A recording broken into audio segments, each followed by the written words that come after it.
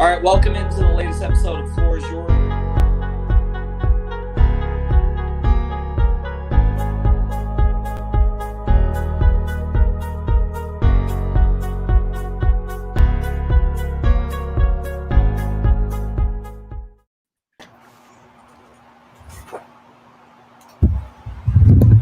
Go ahead, Ethan. You got to wait till the countdown is over, and then you can start talking. I can't even hear Ethan. Okay, Ethan, I think you're muted. All right, welcome into the latest episode of Floor is Yours on the 5 Reason Podcast Network on our YouTube channel.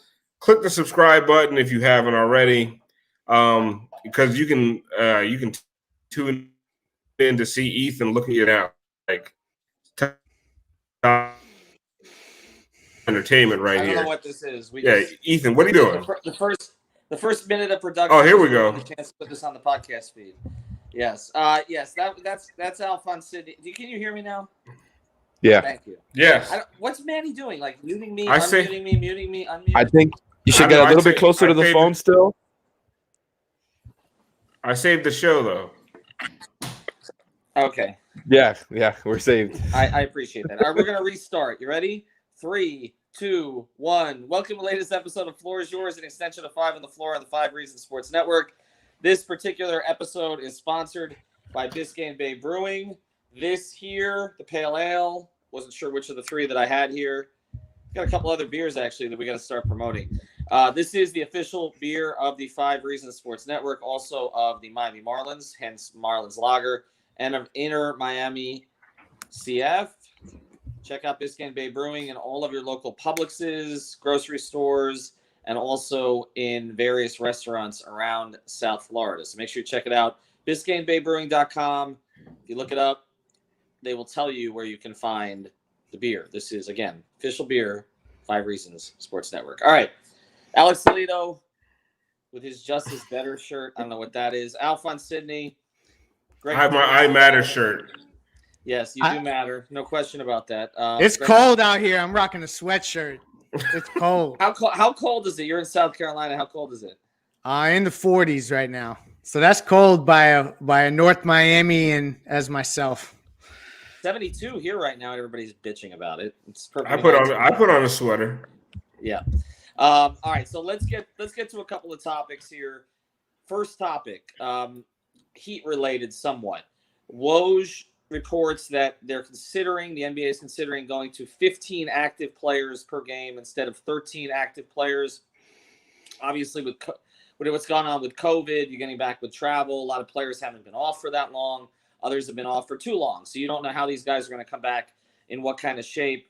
So you've got 15 available slots. First, do you like it? And does this in any way help the Heat? Yes, I like it. I like it for every team, right? I don't think it just helps the Heat. I think it helped. I put it out there. There should be 20-man active rosters.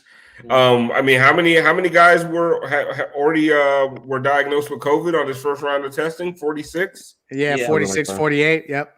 Yeah, come on. Like it's only going to get worse as the season goes on. I've advocated for 20-man rosters, 15. That's fine. But I don't even think that's going to be enough. No, and like this is a cool thing about it from a pure basketball perspective. Obviously, it's like morbid to think about anything being cool about the implications of why they're having to do 15-man rosters, but I think it's going to force teams to throw guys into the fray that maybe a little earlier than they anticipated just by virtue of the circumstances. So we're going to get to see some guys and kind of get to see their development maybe in ways that we didn't expect to in a normal season. I mean, this pretty much guarantees having Precious and KZ active. Correct. Exactly. Oh, you're forgetting somebody. Udonis. And UD. He's going to play. Who are going to be the inactives? That's the better question, right? Wait, does Udonis at his age, does he have comorbidities Wow. Now we can't put it on the podcast feed, can we? No, we already can't put it on the podcast feed because I don't know what Manny was doing for the first minute. He can start at the 4. Wow, that was, just threw Manny under the bus. That was. The muting and the unmuting. What are we doing here? All right, let's continue. Manny, you can get back to me in the comments if you'd like to get back to me in the comments. That's fine. Terrible. I like it too. You do raise a good point with Haslam. guarantees that he'll be active, because I wasn't quite sure about that with some of the young players that they have. Do we actually think, though, Alex, that Erik Spoelstra is going to expand on his rotation? Because I feel like every time we've said that, he has shrunk the rotation. I mean, if there was a season to do it, it would be this season. And he kind of hinted at that in the presser today. He said that, you know, they're going to keep fresh the guys that they want to keep fresh. And I just think, like, you know, you put the pieces together. We've mentioned it on podcasts before. It really, like, it stands to reason that Iguodala, Jimmy, Dragic, they're all going to miss time here and there, and specifically the older guys, right? Specifically Goran and Iguodala, I think. And, you know, I don't have any information. I think that's just something that you can kind of put together after seeing the injuries that they went through, their age, their wear and tear, the fact that it's a short turnaround compared to other teams, the fact that they're expecting to go on another deep playoff run again. They're ready to go, you know, on a marathon. So I think kind of playing it conservative and taking advantage of the deep roster throughout the regular season makes a lot of sense. And, you know, it's a business, right? You want to talk about putting Kendrick Nunn in a trade in all these scenarios. He's got to play. He's got to play. And the same goes for, you know, KZ and Precious and getting them reps. So I think it would make a lot of sense to go deep in the rotation, specifically for those young guys. Let me throw this topic at you. I just put a poll up, and I'm a little bit surprised by the results. If everybody is healthy, as healthy as they can be at this stages of his career, who now has the better backcourt, Houston or Washington? Is it Beal and Westbrook, or is it Wall and Harden? Oh, I take Beal and Westbrook, no doubt. Wow. I take Wall and Harden. See, I would do the same thing, Greg, and when we're losing the poll. Wait. Hold on, Me Ethan. and Alfred on the safe side? No, not to mention that Ethan has picked a backcourt containing James Harden. No, I have not. No. It's good. Oh, you picked the Wizards. Oh, okay. All right. Yeah, all right. That's because I'm still sight unseen on John Wall. Like, until I see that, at least, you know, it said if everyone's healthy. If everyone's healthy. As healthy as you can be at this stage. Okay. Well, then it's like, it's a wash. I mean, it's two backcourts that, you know, they kind of fit, but neither team's going to win anything. And Harden has yet to report to Houston. Late breaking from Mark Stein. Right. Do Beal and Westbrook fit, Greg? I'm just curious your thoughts on that.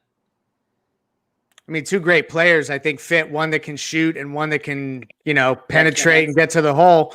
I mean, it's all predicated on Russell Westbrook kind of playing in a more efficient way. If he can do that, then I feel like he's talented enough to play with anyone, just the same way Dwayne and LeBron and some of those guys were. But, you know, you've been right in that he hasn't been willing to make the concessions that you need to be a great player on a winning team that actually can win a championship. So I don't know if that's necessarily viable, but I mean, they're two great players. I don't think we should overthink it. Alex, how do Harden and Wall fit if they're healthy? So it's funny. I think it's a weird fit. And I also think they lost the trade, but I also think it was a good trade for both teams. So I don't know if all of those things can stand together. But I'm looking at the Rockets like, if we really think about it, I don't know how much of a drop off there's going to be if John Wall is playing from day one, right? Like, I know he's not going to be the same John Wall from before, but the John Wall that I remember from 2 years ago was, you know, kind of a facsimile of Russell. Like, he had kind of fallen off a little bit and does a lot of the same stuff that Russell does as far as getting to the paint, and you want shooters around him. I think he's more of a natural playmaker than Russ and doesn't have to hold the ball for quite as long as Russ does to get those assists. But like, you put him on a roster where James Harden is there kind of just waiting for Wall to pass him. You got a Christian Wood as the role guy. You know, they got Tucker, they got Gordon, they have House. I think I don't really think it'll be that bad of a fit for him. I think it'll actually be pretty good for him to just come back and play with a team that's ready to go. And, you know, they're not going to win anything. But I think the trade actually makes sense for both teams. Like, I agree with what you guys were saying just now as far as the Wizards as well. Like, I think Westbrook's going to have it pretty easy there. And, again, they're not going to win anything. But there's going to be so much shooting between Beal, Bertans. They have multiple shooting centers. You know, I think he's going to have it pretty easy to get his numbers and to rack up some pretty easy assists. They're going to be a great offensive team and a bad defensive team. And the Rockets are going to be like a better version of that. Does Washington make the playoffs, Al? No. No. At the bottom. No. You got Washington, Atlanta, and Orlando most likely, and Charlotte. Those are your four. I think Charlotte division, baby. I think Charlotte got better. I think Atlanta is going to get better just by virtue of getting older and getting more experience. And I think the Westbrook Beal thing is going to be a complete disaster because we've seen what happens when Beal played with Wall, and Wall is not as much of a ball dominant point guard as Westbrook is. He's ball dominant, but not like Westbrook. But Beal's numbers drop when he plays with a point guard of that caliber. So you're going to see Beal's numbers drop. He's not going to be happy. Westbrook's just getting older and worse. Westbrook puts up numbers at the detriment of your team.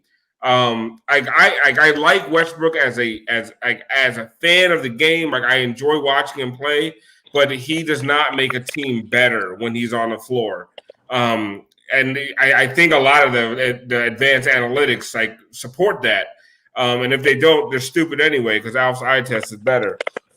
But I will say, I don't think that combination of Beal and Westbrook to me is not it, because one of the things we've seen is that Beal, when he became the man, he enjoyed it and he stopped playing defense as well. And now you put him next to a guy like Westbrook who doesn't play defense. What's going to be one of the worst defensive backcourts in the East. Hey, they were the worst defensive team in the NBA, period. And then they added Westbrook. Come on. So I'm let's be honest. Honestly, it's if you're trying to keep Bradley Beal on your team, bringing in Russell Westbrook might be the dumbest move you could possibly make. All right, I don't disagree with anything you said there, Alf, but how about this? If you had to bet that this Wizards team now with Westbrook would win more games than the version without this trade, which one would you bet on? Wait. The version without John Wall playing either? Well, I don't know about John Wall's health. I think he's expected to play for, at some point early on in the season. I don't know exactly. Okay, if the question is, does Westbrook make the Wizards better than they were last year? Yes. No, but my question is, would they win more games with this Westbrook team versus the Wall team this season? Because I think that's really what they're going for. It's all about this season for them. The question is if Wall is going to be healthy this season. A healthy Wall, I'd rather a healthy Wall than Westbrook, if that's your question. Wall and Beal this year, if Wall can play, would have a better record than Westbrook and Beal, in my opinion. Well, I mean, look, all of this in the Heat context is whether Bradley Beal is going to be happy with it. I don't think they do it unless he signs off on it in some way. And so he's in that case going to get what he wants. A commenter says here, Russ was averaging 31, 8 and 8 for 3 months, and Beal wanted Russ. Yeah, it's their last ditch effort. It's the last ditch effort to keep Bradley Beal. That's just it. But again, are you keeping him by getting a 7 or 8 seed? Because I think that's pretty much their upside. All right, next topic. That was what he signed up for. It's going to go terribly. It's going to go terribly. All right, next topic. Let's get back to a Heat topic here. I put this out here the other day on Twitter that I think basically Mo Harkless is the KZ Okpala stand-in. That I can see a scenario where Eric Spoelstra likes to buy time with a sort of an average veteran until the young player is ready. It's happened before. Where do you think? KZ Okpala pretty much came out in the calls this week and said, "I'm ready to play now. I'm ready to go." He told us that on the pod last year, but he was very definitive about it. How do you think that plays out? Do you see both of them in the rotation, Greg, or is it one or the other? And at what point do we see KZ emerge?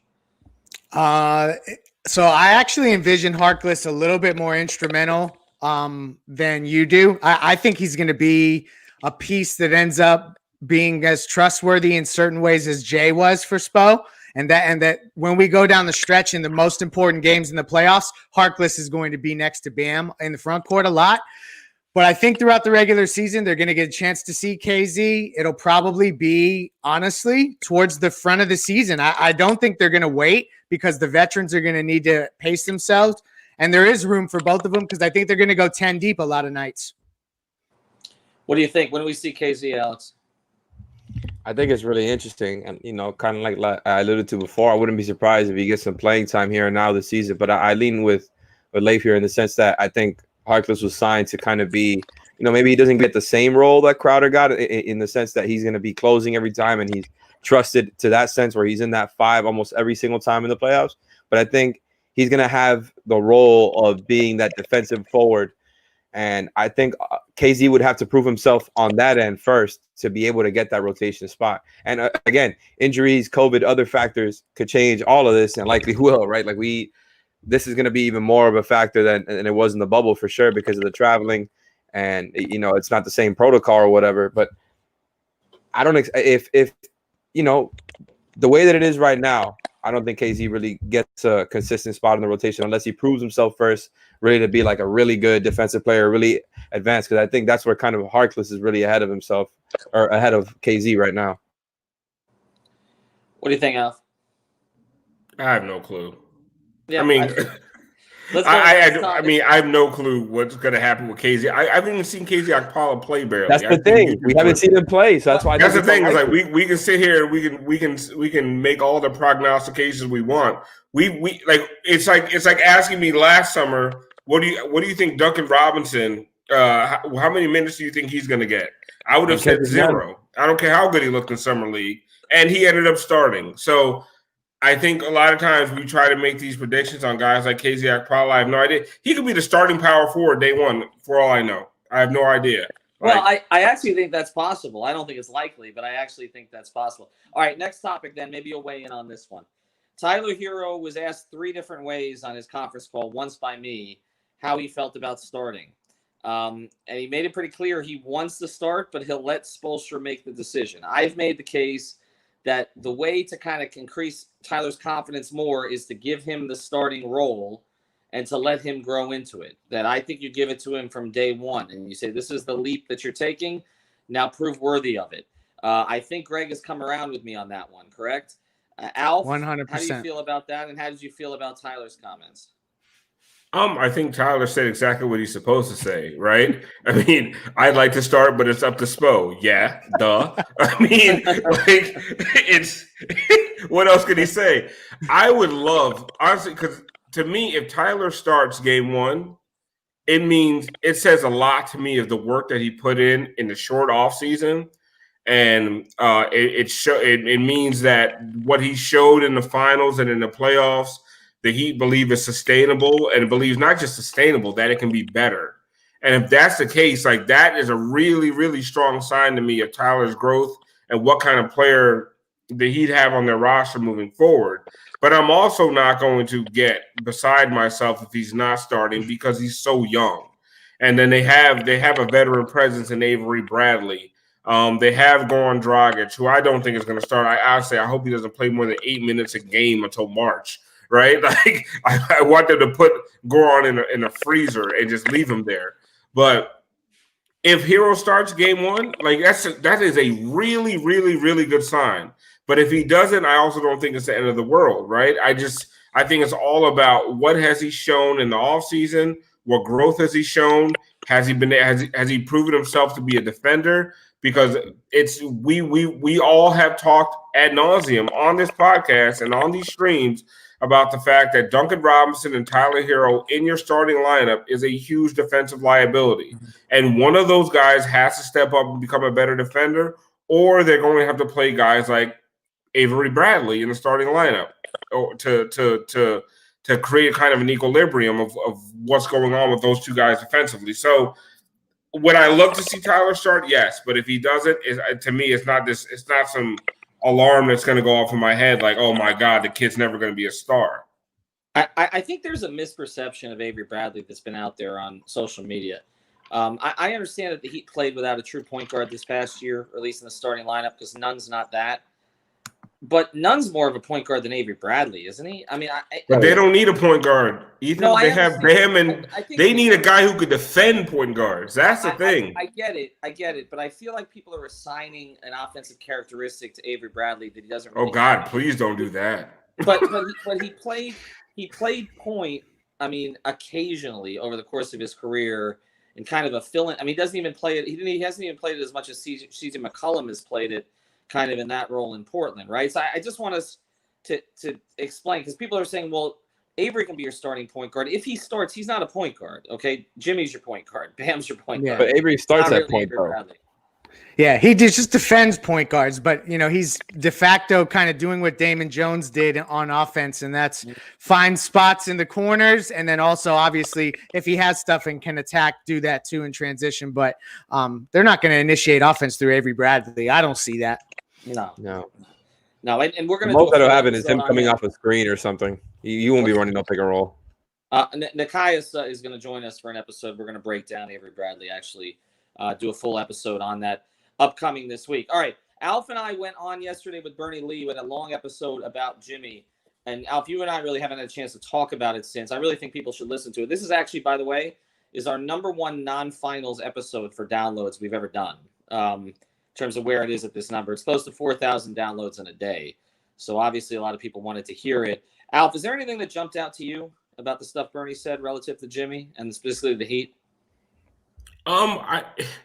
What jumped out is that agents and NBA players look at the Heat's front office kind of like Heat Twitter and Heat fans do a lot of times. And sometimes it feels like we're hyperbolic.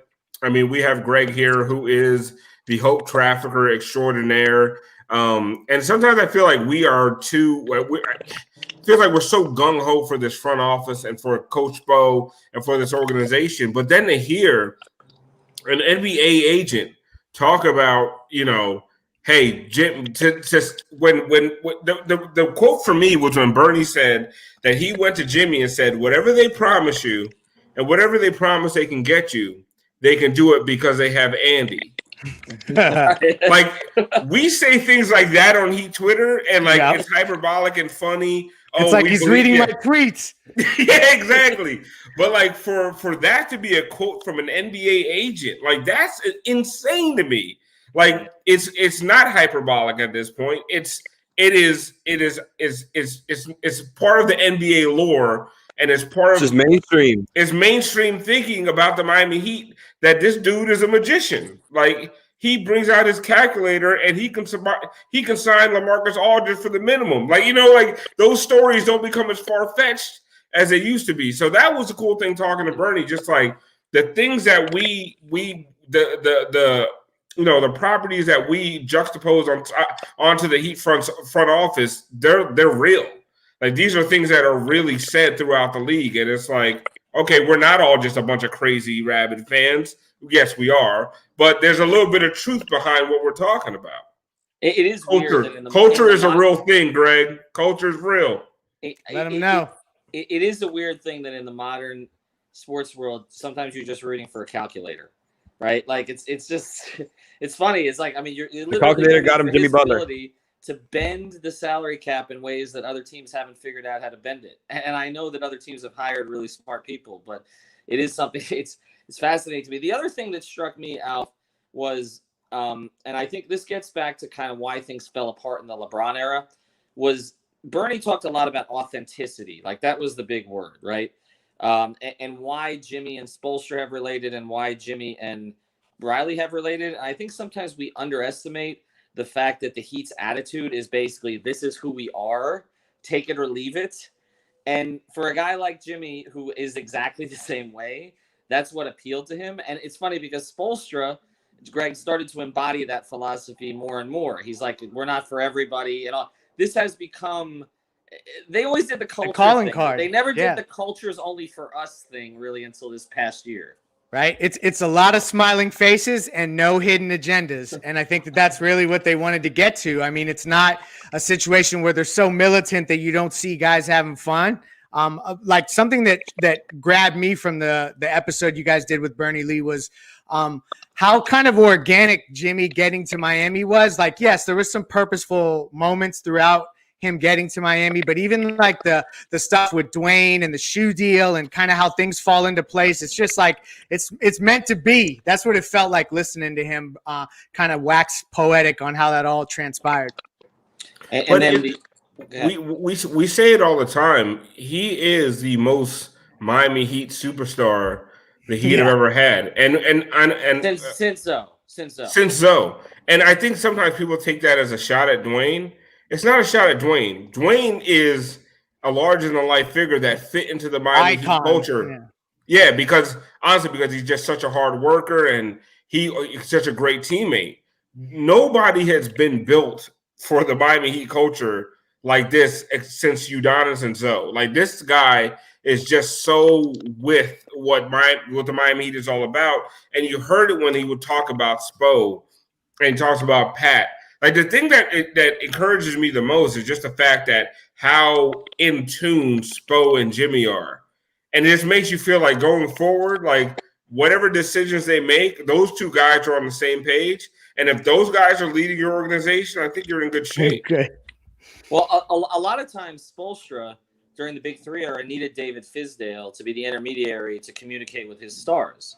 I mean, LeBron and Bosh and Dwayne would go to Fizz to go to Spo.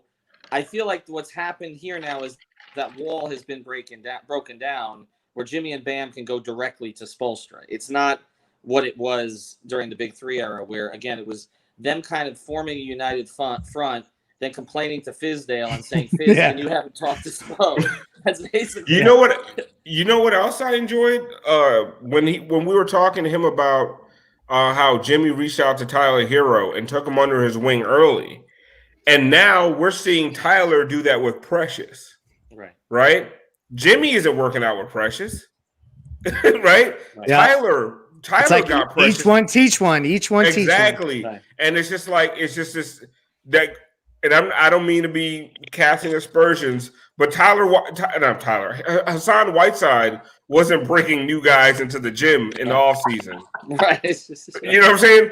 Deion Waiters wasn't getting rookies out of their bed at 5:00 in the morning. Come work out with me. Tyler is doing for Precious what Jimmy did for him. And it's like that kind of stuff, that perpetuation of Heat culture is like, I think that starts with Jimmy. It starts with Spo, Pat, but I think Jimmy has permeated that throughout the locker room. And I think like that Udonis has him, Jimmy Butler, Eric Spoelstra's spirit is everywhere. And Precious looks like he loves it. Like he's absorbing it full time.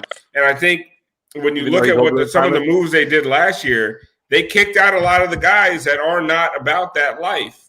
I mean, plain and simple. And you look around that locker room now, every single one of them is showing up to the gym and working hard. So I think that was a cool thing to see how Jimmy has passed some of that stuff down to Tyler. All right, last one here, guys. And this is the Nekias topic. And we got to be careful on this one because we do sell some T-shirts, and he's a friend of the network. We know how our guy Nekias Duncan feels about Udonis having that roster spot from now until the end of time. Eric Spoelstra basically left it open for him. Do any of the three of you have an issue with Udonis using not Udonis being on the sideline or being an assistant coach or anything like that, but with Udonis having a roster spot at this stage when we're talking about a season in which, as we're saying, you're going to need more bodies than you've ever needed before? Does anybody have an issue? Because we know Nekias does. No. I mean, honestly, like maybe if they were a younger team, like transitioning, like through a rebuild, and I get why you want veterans around a team like that. But Haslam right now, like he just got a hit of the finals, man. He's not going anywhere. He's like, oh, I'm so close to this thing. Just gotta, as long as they're gonna keep giving me roster spots, which is, by the way, what Spo said today, that it's ongoing, that he's just gonna keep giving it to him. And by the way, $2-3 million, whatever that veteran minimum is, UD's going to keep taking it, and I think it helps the Heat. I think there's no doubt, like, maybe we're falling in love too much with the intangibles, but I think, like, if everybody is saying the same thing, and, he has all the respect from everybody around the league as the enforcer, and, he has, like, his own roster spot. And I think I tweeted earlier today that he should get implemented, like, the coach on the floor roster spot as like a thing for each team. So maybe it's like a 16 spot, like so they can wear the jerseys and also get the veterans minimum. I think maybe that'll be Haslam's legacy, and I think that'll be the perfect way to cement his career. Listen, I heard from somebody who would definitely have known that every player nearly unanimous in the exit interviews. It was nearly unanimous that they all wanted Haslam back next year. So if every damn player on the roster that you care about, that you love so much is campaigning for UD to come back, who the hell are any of us to have an opinion that matters about that, quite frankly? That's a good point. To me personally, they owe him way too much damn money to tell him to not come back. Yeah. Like they owe him too much money. Like that's the thing. Like you owe man like Udonis has some money, you just got to give him a roster spot if he asks for it. If any of you owe Udonis has some money, you gonna tell him no when he wants a roster spot? No. Of course you gonna be like, yeah. Go ahead. We got number 15 for you right here. And honestly, there was a part of me when they first started talking about the season. And because of COVID and because of the fact that depth is going to be super important, there was a part of me that was like, oh, man, that 15th roster spot is going to be super important. And then I keep thinking about the 15th roster spot, of the last, 20 years. I mean, Kyle Alexander's and guys like we've never seen. Like, let's stop. He's the only one that's mad about the Haslam thing. Who's that? Yeah, I mean has there ever been? But you're right though. Once you start getting down past the 12th or 13th guy on the roster, if you're counting on the 15th guy at that point, it's like if you're crying about Gabe Vincent, right? What are we doing? Right? Yeah, I know. It's I'm with you. Why does this bother him so much? Nekias is such a smart dude, but this is the one thing. It's like I don't know. Because he plays way too much NBA 2K, right? Uh-huh. And these because in theory, yeah, you could honestly, draft a young player and you could cultivate another young guy and have a cost-controlled asset and do what the Heat do. I understand that functionally, but there's some things that transcend X's and O's, and that's just right. this. That's the final point here. Udonis Haslam, transcendental. I agree. There's no culture in 2K.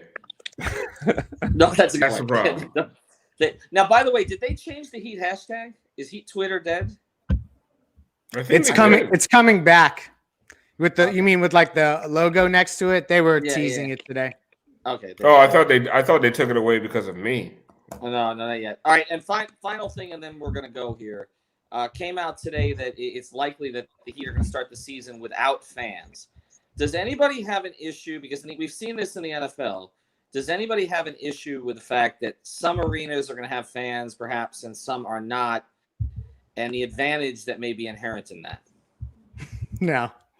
I mean, I don't. Honestly, nobody should. There should be no fans. I think it almost feels more uncomfortable when you got 2,000 people cheering than when it's nobody. It's a little it feels even more like this is a whack atmosphere. Right. So I personally, I think every arena should have no fans because that's what the data suggests. But obviously, tis the season. I mean, the data suggests we shouldn't have a season, but this is true. Right. Ethan doesn't want me to talk about those things on live streams. The economy, come on. No, you're allowed to talk about. I mean, at this point, Ethan's holding me back. There should be no NBA. We decided, right? Well, Alex and I are both in for the games. Alf decided he doesn't want to go, so that's fine.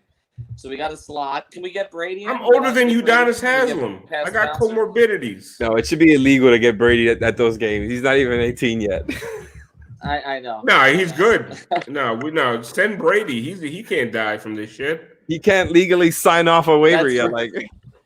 I'm pre-diabetic and I got asthma. What do you want me to just run around in an arena? You crazy? All right, this episode was sponsored by Biscayne Bay Brewing. Make sure you check it out. The Pale Ale, the Tropical Bay IPA, or the Marlins Lager in your local Publix, local convenience store. You can ask for it. Certainly ask for it in a restaurant. This is the official beer by Reason Sports Network. Also, check out Prize Picks, prizepicks.com. Use the code 5 to double your initial deposit. It's the new way to play fantasy sports. If your fantasy team has blown up by now, as I know most people's have, thank you, Manny, for doing that quickly. Prizepicks.com. The promo code is 5 to double your deposit. It's fun. You can pick players from different teams, patch them together, and then just say if they're going to go over or under their fantasy points and play it like a parlay. So it's a great game to play. All right. The four of us will be back next week. Like I said, we're going to do some special episodes. We're going to break down Avery Bradley in one episode. We're going to break down Mo Harkless. We'll have Nekias on. I'm working on a big-time former Heat player as a guest sometime over the next week or two, and we're also looking into some current players as guests, all getting ready for, December 22nd they're starting? Is that right? 22nd, 23rd? Mm-hmm. They open with Orlando? 22nd. Yeah. And I won't be there. You will not be there. I know. I got diabetes. Yeah, I know. He's got diabetes. It's keep it going. All right. Have a good night.